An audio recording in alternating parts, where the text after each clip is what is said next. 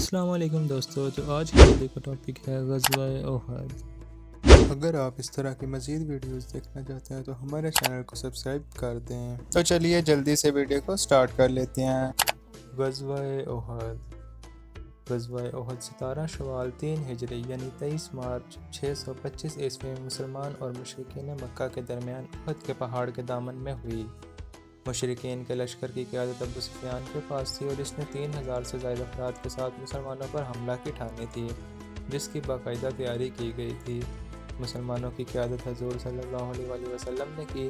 اس جنگ کے نتیجے کو کسی کی فتح یا شکست نہیں کہا جا سکتا، کیونکہ دونوں طرف شدید نقصان ہوا اور کبھی مسلمان غالب آئے اور کبھی مشرکین، لیکن آخر میں مشرکین کا لشکر لڑائی ترک کر کے مکہ واپس چلا گیا۔ اور اب بات کرتے ہیں غزوہ احد کے پس منظر کے بارے میں۔ غزوہ بدر میں مسلمانوں کو فتح ہوئی تھی، جو کہ ہم نے پچھلی ویڈیو میں بات کی تھی۔ اگر وہ ہماری ویڈیو دیکھنا چاہتے ہیں تو ہمارے ڈسکرپشن میں لنک مل جائے گا، کلک کر کے ویڈیو کو دیکھ لیں۔ غزوہ بدر میں مسلمانوں کو شاندار فتح ہوئی تھی۔ اس کے بعد علاقے کی قوتیں بشمول قریش مکہ اور یہودیوں کو اندازہ ہوا کہ اب مسلمان ایک معمولی قوت نہیں رہے۔ شکست کھانے کے بعد مشرکین مکہ نہایت غصے میں تھے اور نہ صرف اپنی بے عزتی کا بدلہ لینا چاہتے تھے، بلکہ ان تجارتی راستوں پر دوبارہ قبضہ کرنا چاہتے تھے جن کی ناکہ بندی مسلمانوں نے غزوہ بدر کے بعد کر دی تھی۔ جنگ کے شعلے بھڑکانے میں ابو سفیان، اس کی بیوی ہندہ اور ایک یہودی کعب الاشرف کے نام سے نمایاں ہیں۔ ہندہ نے اپنے گھر محفلیں شروع کر دیں، جس میں اشعار کی صورت میں جنگ کی ترغیب دی جاتی تھی۔ ابو سفیان نے غزوہ احد سے کچھ پہلے مدینہ کے قریب ایک یہودی قبیلہ کے سردار کے پاس کچھ دن رہائش رکھی تاکہ مدینہ کے حالات سے مکمل آگاہی ہو سکے۔ ابو جہل غزوہ بدر میں مارا گیا تھا، جس کے بعد قریش کی سرداری ابو سفیان کے پاس تھی، جس کی قیادت میں مکہ کے دارالندوا میں ایک اجلاس میں ایک فیصلہ ہوا کہ جنگ کی تیاری کی جائے۔ اس مقصد کے لیے مال و دولت بھی اکٹھا کی گئی۔ جنگ کی بھرپور تیاری کی گئی۔ 3000 سے کچھ زائد سپاہی، جن سے 700 زرہ پوش تھے، تیار ہو گئے۔ ان کے ساتھ 200 گھوڑے اور 300 اونٹ بھی تیار کیے گئے۔ کچھ عورتیں بھی ساتھ گئیں جو اشعار پڑھ پڑھ کر مشرکین کو جوش دلاتی تھیں۔ ابو سفیان کی بیوی ہندہ نے یہ ارادہ کیا کہ حضور صلی اللہ علیہ وسلم کے چاچا حمزہ رضی اللہ تعالیٰ عنہ کا کلیجہ چبائے گی۔ چنانچہ اس مقصد کے لیے اس نے حمزہ رضی اللہ تعالیٰ عنہ کو قتل کے لیے اپنے ایک غلام کو خصوصی طور پر تیار کیا۔ بالآخر 625 عیسوی میں یہ فوج مسلمانوں کا مقابلہ کرنے کے لیے روانہ ہو گئی۔ محمد صلی اللہ علیہ وسلم کے چاچا عباس نے، جو مکہ ہی میں رہتے تھے، مشرکین کی اس سازش سے آگاہ کر دیا تھا۔ حضور صلی اللہ علیہ وسلم نے ان سارے مہاجرین سے مشورہ کیا کہ شہر میں رہ کر دفاع کیا جائے یا باہر نکل کر جنگ لڑی جائے۔ فیصلہ دوسری صورت میں ہوا، یعنی باہر نکل کر جنگ لڑی جائے۔ چنانچہ 6 شوال کو نماز جمعہ کے بعد حضور صلی اللہ علیہ وسلم نے اصحاب کو استقامت کی تلقین کی اور 1000 کی فوج کے ساتھ مدینہ سے روانہ ہو گئے۔ اشواط کے مقام پر ایک منافق عبداللہ بن ابی 300 سواروں کے ساتھ جنگ سے علیحدہ ہو گیا اور بہانہ یہ بنایا کہ جنگ شہر کے اندر رہ کر لڑنے کا اس کا مشورہ نہیں مانا گیا۔ ہفتہ 7 شوال 3 ہجری 23 مارچ 625 عیسوی کو دونوں فوجیں احد کے دامن میں آمنے سامنے آ گئیں۔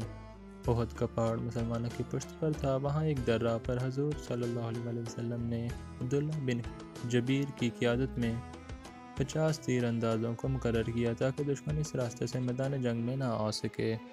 جنگ کا آغاز مشرکین کی طرف سے ہوا۔ جب ابو عامر نے تیر اندازی کی، اس مرحلہ پر 9 افراد مشرکین کی طرف سے آئے جو سب قتل ہوئے۔ دوسرے مرحلے میں مشرکین مکہ نے اکٹھا بھرپور حملہ کر دیا۔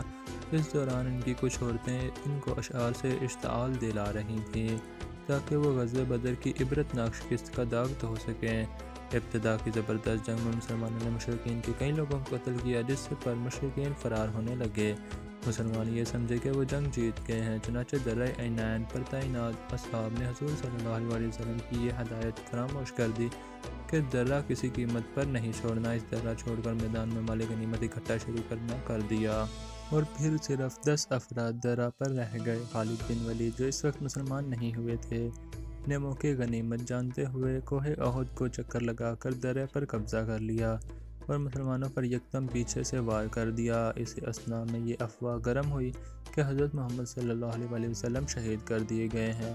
یہ سن کر اکثر اصحاب نے ہمت ہار دی اور راہ فرار کی اختیار کی۔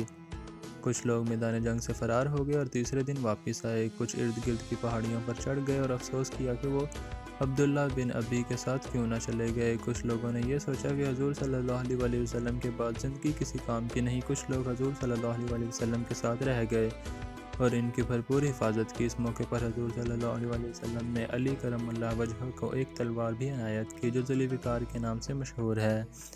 اس دوران حضور صلی اللہ علیہ وسلم کے دانت شہید ہوئے اور حمزہ رضی اللہ تعالیٰ عنہ بھی شہید ہو گئے۔ اس بارے میں اللہ نے قرآن میں فرمایا، جب تم افراتفری کی حالت میں بھاگے جا رہے تھے اور کسی کو مڑ کر نہیں دیکھتے تھے اور رسول صلی اللہ علیہ وسلم اس جماعت میں کھڑے جو تمہارے پیچھے ثابت قدم رہی تھی تمہیں پکار رہے تھے، پھر اس نے تمہیں غم پر غم دیا۔ یہ نصیحت و تربیت تھی تاکہ تم اس پر جو تمہارے ہاتھ سے جاتا رہا اور اس مصیبت پر جو تم پر آن پڑی رنج نہ کرو، اور اللہ تمہارے کاموں سے خبردار ہے۔ یہ سورہ آل عمران آیت 153 کا ترجمہ ہے۔ کچھ وقفے بعد اصحاب میدان میں واپس آنا شروع ہو گئے، چونکہ مشرکین اپنے بھاری سامان جنگ مثلا زرہ بختر کی وجہ سے احد کے پہاڑ پر چڑھ نہ سکے، اس لیے کئی مسلمانوں کی جان بچ گئی۔ ابو سفیان کی بیوی ہندہ اور اس کے ساتھ کچھ لوگوں نے مسلمان شہداء کے ناک اور کان کاٹے، اور ہندہ نے حمزہ رضی اللہ تعالیٰ عنہ کا کلیجہ نکال کر چبایا جس کا حضور صلی اللہ علیہ وسلم کو بے حد رنج رہا۔ کچھ مسلمانوں کی واپس آنے اور یہ معلوم ہونے کے بعد کہ حضور صلی اللہ علیہ وسلم شہید نہیں ہوئے، مشرکین نے جنگ سے مکہ کی طرف واپسی اختیار کر لی، اور اس جنگ کے نتائج کچھ یوں تھے۔ بعض لوگ اس جنگ کو مسلمان کی شکست خیال کرتے ہیں اور بعض کے خیال کے مطابق اس کا کوئی ٹھوس نتیجہ نہیں نکلا۔ بہرحال یہ واضح ہو گیا کہ حضور صلی اللہ علیہ وسلم کی ہدایات کو فراموش کرنے یا عسکری نظم و ضبط کو ترک کرنے کا کیا نتیجہ نکل سکتا ہے۔ اگر درہ عینین پر تعینات لوگ درہ نہ چھوڑتے تو مسلمان فتح یاب ہو چکے تھے۔